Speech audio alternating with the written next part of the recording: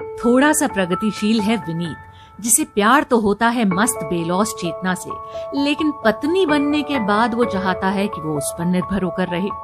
ममता कालिया जी की लिखी दिलचस्प कहानी कालिंदी बडोला की जुबानी। प्यार लगावट प्रणय मोहब्बत प्रेम प्रीत या लवलामी, नाम कई पर बात वही है और हर किस्से की बात नहीं है। यही कुछ सार है आज की कहानी थोड़ा सा प्रगतिशील, जो ममता कालिया जी ने लिखी है और यहाँ मेरी ऑडियो स्टोरी के रूप में आपको मैं सुनाने वाली हूँ। अब जहां तक थोड़ा सा प्रगतिशील की बात है और ममता कालिया की बात है, ममता कालिया जी से तो मेरा बचपन का नाता रहा है, क्योंकि मेरे फादर विश्वमोहन बडोला की अंतरंग मित्रों में से वो रही। और जब मैंने उनकी पहली कहानी बाथरूम यहाँ सुनाई थी तो उन तक वो पहुंच भी गई थी, और सबसे ज्यादा मैं आभारी इस बात की रहूंगी कि उन्होंने मेरी उस कहानी को सराहा और मुझे आगे से आकर बतलाया भी।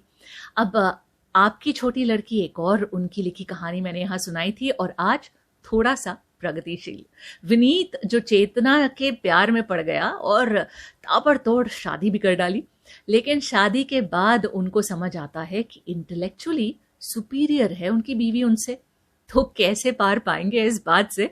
कुछ यही सार है इस कहानी का। पार पाते भी हैं कि नहीं पाते हैं, ये जरा आपके समझने के लिए है। अब यहाँ पर ममता जी जो हैं वो अपनी कहानी लेखन के बारे में जो अपने आप लिखती हैं वो ये है कि जब मैंने लिखना शुरू किया था तब इस किस्म के फ्लैशेस बहुत अधिक आते थे, और मैं सोचती थी कि एक दिन मैं अखबार निकालूंगी, ममता टाइम्स। हमने प्रेस भी लगाया, अखबार भी छापे, लेकिन वहां से ममता टाइम्स नहीं निकला। मैंने अपना इरादा ताक पर रखकर अपनी आधी ऊर्जा नौकरी में लगा दी। मेरे दिल दिमाग का बावलापन ही मेरी रचनाओं का सबसे बड़ा कारण और कारक रहा है। जब मैं अन्य रचनाकारों का स्टडी रूम देखती हूँ तो मैं दंग रह जाती हूँ। दुर्लभ एकांत, करीने से लगी पुस्तकें, सलीके से बिछा बिस्तर, कंप्यूटर और इंटरनेट सुविधा, कॉफी का इंतजाम। मैंने अपनी कहानियों को ऐसी पृष्ठभूमि का ठाट बाट नहीं दिया, लेकिन हर हाल में लिखा। घर में, कॉलेज में, रेल में, रिक्शे पर, हर उस जगह जहां आसपास जीवन था। बहुत अधिक साफ सुथरे सलीका पसंद माहौल में मेरी रचना प्रक्रिया ठिठुर जाती है। लेकिन यहाँ पर मेरे साथ मेरी ऑडियो स्टोरी सीरीज आप सुनते रहना चाहते हैं तो प्लीज़ यहाँ यूट्यूब पर मेरे चैनल को सब्सक्राइब ज़रूर कीजिए। जो बेल आइकॉन होता है उसे प्रेस करेंगे तो मेरे आने वाले जो वीडियोस हैं उसके नोटिफिकेशंस आपको मिलेंगे। लाइक करेंगे, मेरे कमेंट्स देंगे साथ में, और लिंक्स को शेयर करेंगे तो मेरी कहानी बहुत दूर तक जा सकती है। इसीलिए आपसे सुनने का और आपकी प्रतिक्रिया का मुझे इंतज़ार रहेगा। तब तक के लिए ममता कालिया जी की लिखी कहानी थोड़ा सा प्रगतिशील एक ऑडियो स्टोरी के रूप में कालिंदी बडोला की जुबानी। ममता कालिया जी की लिखी दिलचस्प कहानी कालिंदी बडोला की जुबानी। विनीत ने अपनी सहपाठी चेतना दीक्षित के साथ दोस्ती, मोहब्बत और विवाह की सीढ़ियां 2 साल में कुछ इस तरह चढ़ ली कि एक दिन चेतना उसके घर हमेशा के लिए आ बसी। अपनी सबलता पर अभिभूत हो गया था विनीत, और साथ ही सावधान भी। प्रेम का प्रथम ज्वार जरा धीमा पड़ा तो उसे सबसे पहले तो ये चिंता हुई कि जिस आसानी से उसने चेतना को पटा लिया उतनी ही आसानी से कोई और उसे न पटा ले। साल भर में चेतना की कमनीयता में कोई कमी नहीं आई, उल्टे उसमें इजाफा ही हुआ था। शोखी अब बातों के साथ साथ उसकी आंखों में भी उतर आई थी। दरअसल विनीत आजाद भारत के अधिसंख्य शिक्षित नवयुवकों जैसा ही था। थोड़ा थोड़ा सब कुछ, थोड़ा सा आधुनिक, थोड़ा सा पारंपरिक, थोड़ा सा प्रतिभावान, थोड़ा सा कुंद, थोड़ा सा चैतन्य, थोड़ा जड़, थोड़ा सा प्रगतिशील और थोड़ा सा पतनशील। सभी की तरह उसके सपनों की स्त्री वही हो सकती थी जो शिक्षित होकर भी दबकर रहे, आधुनिक हो लेकिन आज्ञाकारी, समझदार हो लेकिन अलग सोच विचार वाली ना हो। विनीत देखता चेतना अपना पूरा दिन किसी न किसी बात या काम में मगन रहकर बिताती। ऐसा लगता जीवन का कोई ऐसा सुरताल उसके हाथ लग गया है और वो एक लंबी नृत्य मुद्रा में लीन है। विनीत ने सोचा उसे तौल लेना चाहिए, चेतना के दिमाग में क्या चल रहा है। उसने बात कुछ इस तरह शुरू की, चेतू, तुम्हारे सिवा और किसी से बात करना ना मुझे बिल्कुल अच्छा नहीं लगता। उसके कान ये सुनने को इंतजार कर रहे थे कि चेतना कहेगी उसे भी विनीत के सिवा किसी और लड़के से बोलना गवारा नहीं। चेतना ने कहा, ये तो गंभीर समस्या है, कल को मेरे दोस्त घर आएंगे तो तुम क्या करोगे? मैं दूसरे कमरे में चला जाया करूंगा, उसने जल भुनकर जवाब दिया। देखो, मुझे तो सबसे बोलना अच्छा लगता है, बच्चों से, बड़ों से, यहां तक कि मैं किताबों और टीवी से भी बोल लेती हूं। चेतना, दुनिया इस बीच बहुत खराब हो चली है। जब भी तुम किसी से बात करो ना, एक फासले से बात करो। लोग लड़कियों के खुलेपन का गलत मतलब निकालते हैं। निकालने दो, ये उनकी समस्या है, मेरी थोड़ी ना, चेतना ने कंधे उचकाकर कह दिया। मकान में नीचे के कमरे खाली पड़े थे। दरअसल ये विनीत के बाबा का बनाया हुआ मकान था। इसमें उन्होंने निचली मंजिल पर आंगन की बाहरी तरफ 4 कमरे इसलिए बनवाए थे कि उन्हें दुकानों के लिए किराए पर उठा दिया जाए। अब बाबा तो रहे नहीं, उनके नीति नियम भी उनके साथ ही विदा हुए। विनीत के माता पिता यहां रहते नहीं थे, उनकी नियुक्ति इन दिनों जम्मू में थी। विनीत को यह पसंद नहीं था कि घर का कोई भी हिस्सा किराए पर चढ़ाया जाए। वो 4 कमरे खाली पड़े थे। महीने में एक बार सफाई करवाने के लिए इनका ताला खोला जाता। घर की नौकरानी बड़बड़ाते हुए कमरों में झाड़ू लगाती। चेतना फौरन उसे 5 रुपए का नोट पकड़ा देती। इस साल दिसंबर में ठंड इतनी बड़ी कि आकाश से सूरज और धरती से धूप उड़न छू हो गए।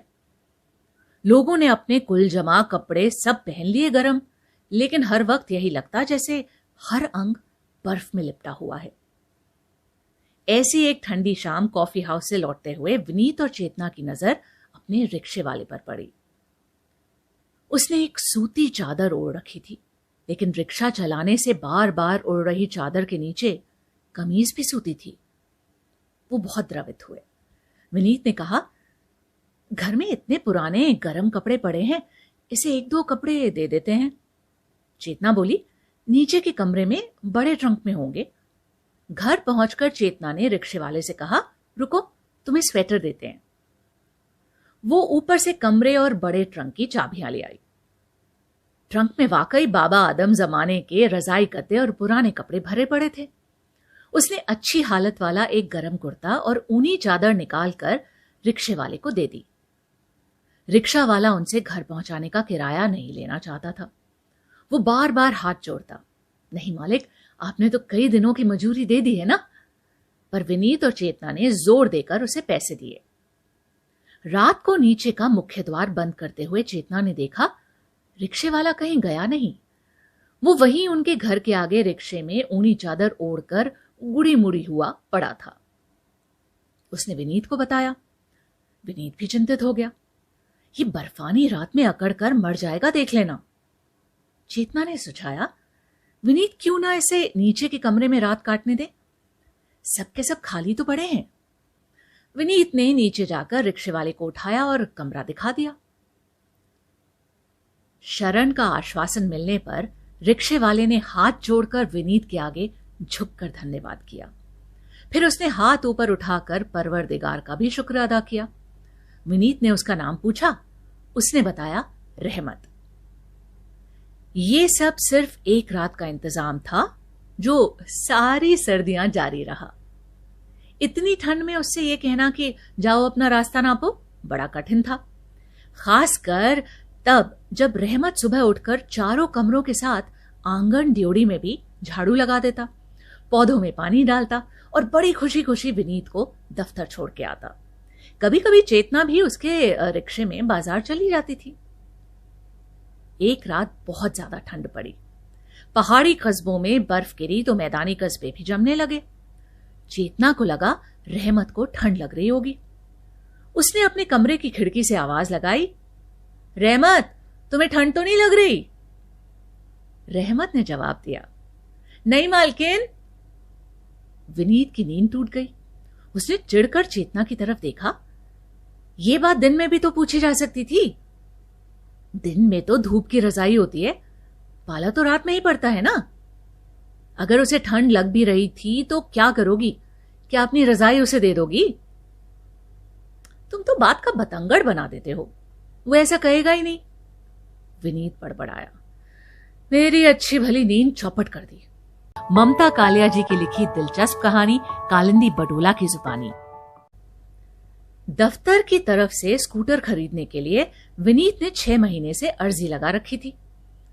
इसमें यह सुविधा थी कि सरकारी कर्मचारियों को निर्धारित मूल्य पर 10% की रियायत मिल जाती और मांगने पर प्राविधिक खाते से पैसे निकालने की अनुमति थी। जिस दिन स्कूटर आवंटन की खबर आई, विनीत तो बड़ा खुश हुआ। उसने शाम को घर पहुंचकर चेतना को बताया। चेतना के मुंह से तत्काल निकला, अरे अब बेचारे रहमत का क्या होगा? इसका क्या मतलब? हमने क्या ठेका ले रखा है उसका? जाए वो जहां से आया है। विनीत छुंछला गया। यकायक वो कहां सर छिपाएगा?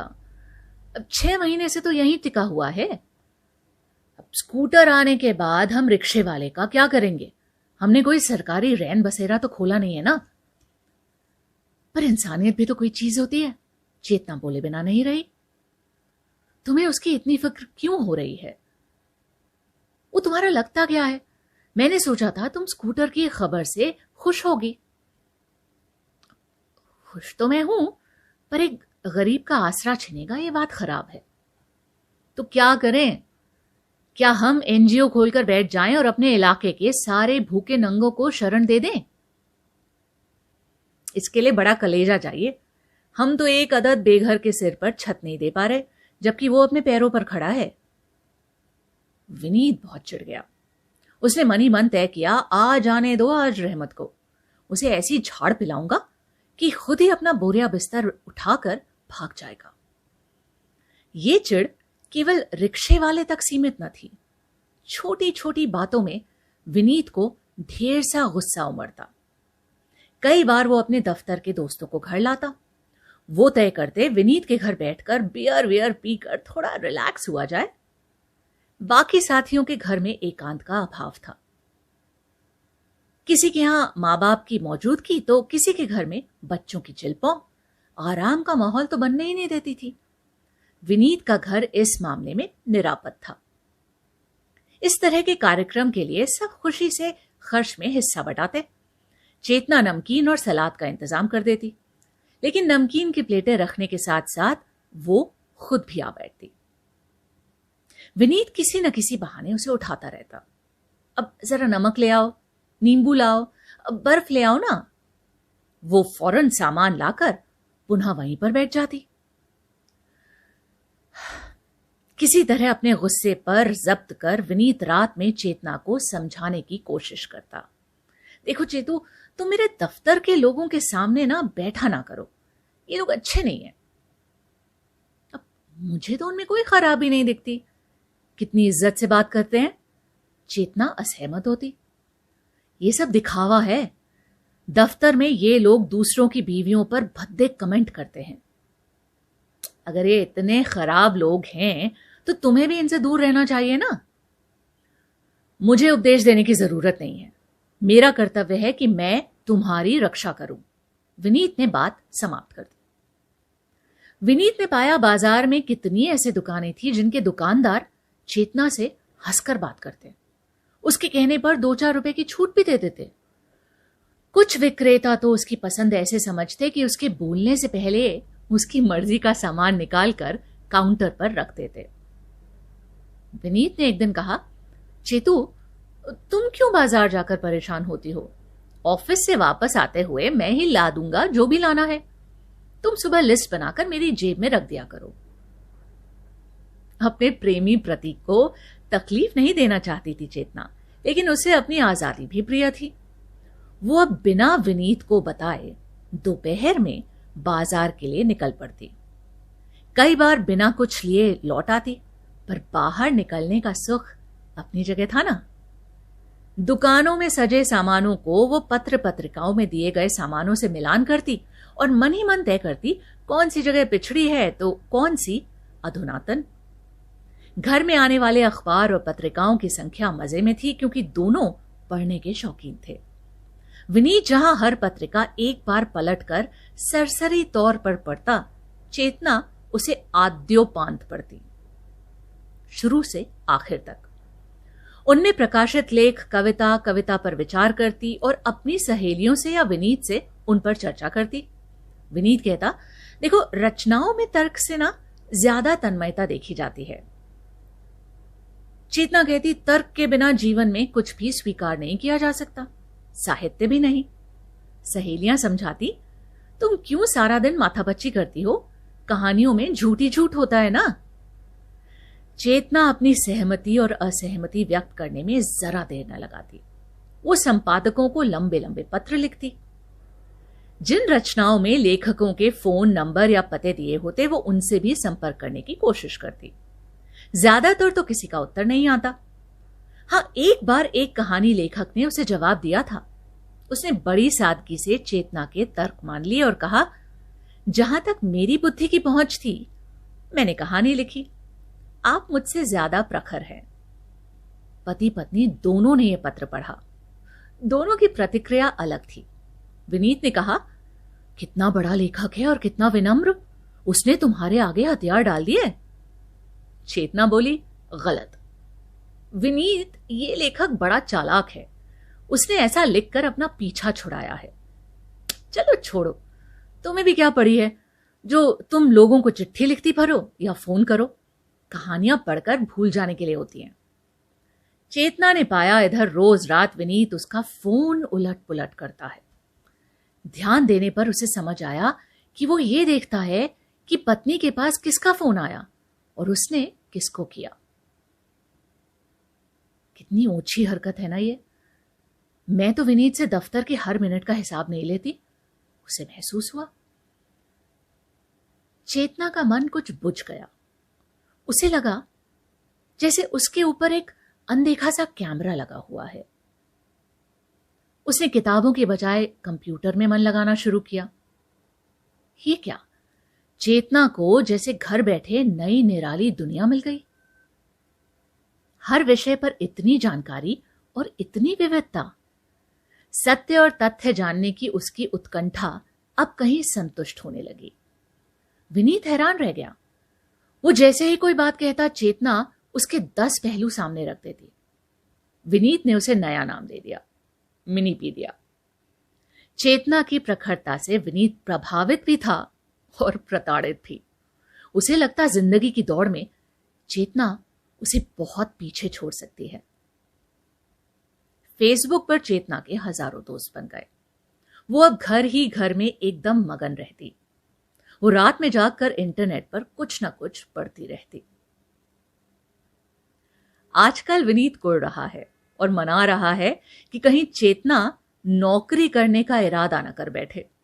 लगता है वहां भी उसे पछाड़ मिलेगी। ममता कालिया जी की लिखी दिलचस्प कहानी कालिंदी बडोला की जुबानी। थोड़ा सा प्रगतिशील। ममता कालिया जी की एक कहानी जो मैंने ऑडियो स्टोरी के रूप में आज सुनाई, वो आपको वो मैट्रिमोनियल्स की याद नहीं दिलाती जो अखबारों में छपते हैं, आज तक भी छपते हैं, जिसमें स्पेशली जब लड़कों के लिए लड़कियां ढूंढी जा रही होती हैं तो सुंदर सुशील भी चाहिए, लेकिन वर्किंग भी चाहिए और होमली भी चाहिए, ट्रेडिशनल भी चाहिए, मॉडर्न भी चाहिए। मतलब यही कुछ हाल तो इसमें विनीत का भी दिखता है ना, क्योंकि विनीत को चेतना पसंद तो एक तरीके से आई, लेकिन जब शादी करके घर ले आए, पत्नी बन गई, तो फिर जो ममता जी ने लिखा है वही बात बिल्कुल सही हुई ना, कि दरअसल विनीत आजाद भारत के अधिसंख्य शिक्षित नवयुवकों जैसा ही था। थोड़ा थोड़ा सब कुछ, थोड़ा सा आधुनिक यानी मॉडर्न, थोड़ा सा पारंपरिक यानी ट्रेडिशनल, थोड़ा सा प्रतिभावान लेकिन थोड़ा सा कुंद भी, थोड़ा सा चैतन्य तो थोड़ा सा जड़ भी, थोड़ा सा प्रगतिशील और थोड़ा सा पतनशील। तो सभी की तरह उसके सपनों की स्त्री वही हो सकती थी जो शिक्षित हो पर दबकर रहे, आधुनिक हो लेकिन आज्ञाकारी हो, समझदार हो लेकिन अलग सोच विचार वाली ना हो। और इसी चक्कर में विनीत कितना प्रताड़ित, कितना दुखी लगता है इस पूरी कहानी के दौरान। आपको ये ऑडियो स्टोरी आज मेरी कैसी लगी जरूर मुझे बताइएगा। आप चाहे YouTube में इसे वीडियो के रूप में देख रहे हैं, चाहे Spotify पर इसको मेरे पॉडकास्ट के रूप में सुने, चाहे गूगल, चाहे एंकर, किसी भी प्लेटफॉर्म पर सबसे पहले तो प्लीज़ मुझे फॉलो कीजिए, सब्सक्राइब कीजिए, जो बेल आइकॉन होता है उसे प्रेस कीजिए और लाइक कर देंगे मेरे वीडियोस को तो बहुत ही अच्छा रहेगा। साथ ही साथ मुझे आपके कमेंट्स का बहुत इंतज़ार रहता है, क्योंकि आप जब कमेंट्स लिखते हैं तभी आपके दिल की बात मुझ तक पहुंचती है, तभी आपकी रिक्वेस्ट मुझ तक पहुंच सकती हैं। कहीं अगर कोई ख़ास ऑथर किसी कहानी को लेकर आपकी रिक्वेस्ट है जो मेरी ऑडियो स्टोरी के रूप में मैं आपको सुना पाऊँ, और इसी तरीके से हमारा संपर्क बना रहेगा। साथ ही साथ मेरे लिंक्स को आगे शेयर कर पाएँ तो मेरे लिए बहुत अच्छा होगा और मेरी कहानी तभी तो दूर तलक जाएगी। थोड़ा सा प्रगतिशील है विनीत, जिसे प्यार तो होता है मस्त बेलौस चेतना से, लेकिन पत्नी बनने के बाद वो चाहता है कि वो उस पर निर्भर होकर रहे। ममता कालिया जी की लिखी दिलचस्प कहानी कालिंदी बडोला की जुबानी।